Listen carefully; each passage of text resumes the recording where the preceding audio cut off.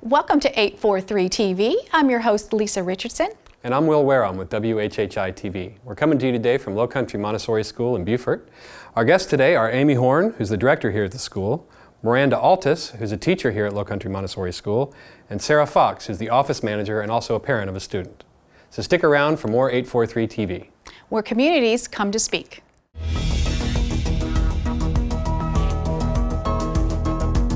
.843 TV, where Bluffton comes to speak.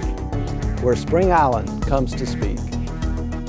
Where Hilton Head Island comes to speak. Where Port Royal comes to speak.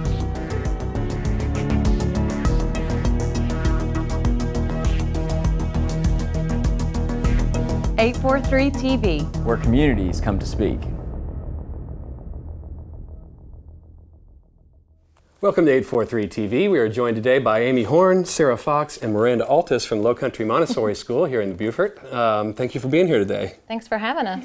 So this is a beautiful new facility, Yes, it is. and we're at the Lowcountry Montessori School. So I've seen the word Montessori associated with some schools around town. And for our viewers who may not be familiar with the Montessori program, can you give us a little bit of background on who Montessori was and what the kind of the theory is behind the Montessori approach? Yeah, Maria Montessori was originally a physician. She was actually one of the first female physicians in Italy, and she kind of got diverted on accident and was working with some children in Rome that were pretty impoverished and were considered not to be educatable. And she started working with and observing these children and realized that if she gave them the right tools, that these children progressed and started to learn.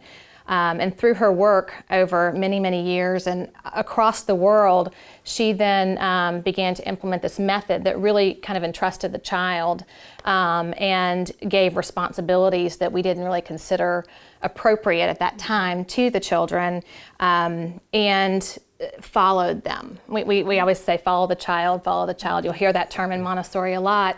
And it's truly looking at that individual child and seeing what their needs are and trying to meet them where they are and then go to where their potential is.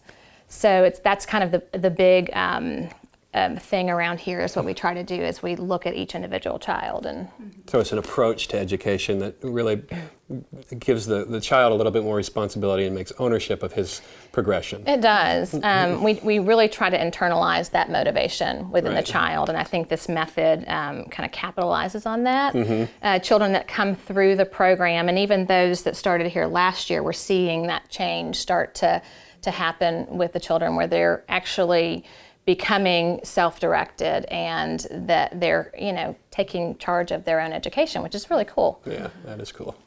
So, for example, if you walked into a lower elementary classroom, which is where I teach, then you would see each of the students doing something completely different unless they were working together on a material. And the majority of the materials are manipulative. So you will see these bizarre puzzle-looking materials on rugs that are on the floor, or they'll be working at tables and they're putting the pieces together. And a lot of those are mathematical, or they're language pieces that form words together. So each of the students in the classroom, they're working at their own ability.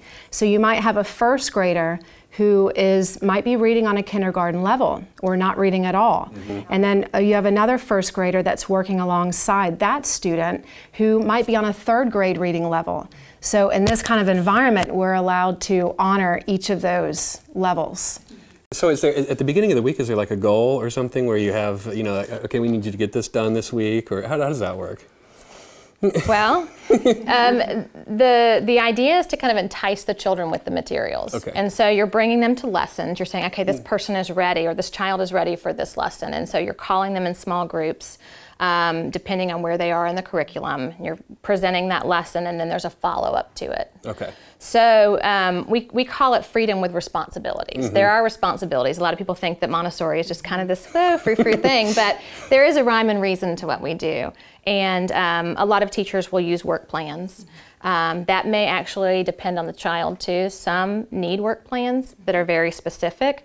Some need a work plan that's open-ended because they're motivated and they're seeing things they want to do and doing those things. And some need some direction. Right. So we, kind of look at that child and see what fits them. In that case, since the kids are working at their own pace and independently, as a teacher, what is the curriculum that they would follow for this class as a whole? How would that work? All of our teachers go to Montessori training. And so we call manuals, and it's a 3-year curriculum. Every subject has a manual, and it literally is a step-by-step approach to giving the lessons, how to give the lessons. You can go on YouTube and put in Montessori lessons, and you'll actually see what happens in the classroom at all levels. There's all kinds of good information out there. You can kind of get an idea of how those lessons look. And each of the materials that are on the shelf have a very specific purpose. So we don't just put a pile of shells on the science shelf. Right. We will normally have a pile of shells with cards that they need to end up matching. Or either whatever work that they're doing from the shelf, there's a specific purpose. So even if something looks like a big pile of something, there is a purpose behind it. And if you sit and observe, which is a huge part of our job, is observation, then you'll observe the child using the manipulatives in a way that you probably wouldn't have figured a child could do. Right. And a lot of times using very large words in a language curriculum for younger kids, but anyone who has a child who loves dinosaurs can immediately recognize the word Tyrannosaurus rex, but they can barely spell the word or read the word the. Right. So we know that there is a lot functioning in their brain that a lot of people do not give them credit for. So in this kind of environment, we're giving them an enormous amount of credit for their possibilities. And so that's an example of following the child. Exactly. Yes, I would add just as a parent too that you're following that child's interests, and all those materials are developmentally prepared for that age group, so you can work down and work up as that child is and where they are. Right.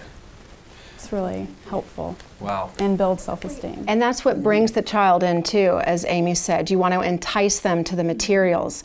So if we do have a student who loves horses, I've got 2 in my classroom who love horses.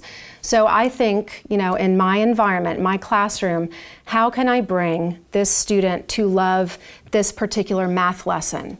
So maybe I will have them, count a certain number of little tiny horses. Right. Or maybe I could have a division game with dividing the little tiny apples between little tiny horses. Mm-hmm. Right. So you're trying to entice the child into it. And it goes all the way up to high school to be able to entice them by their interests.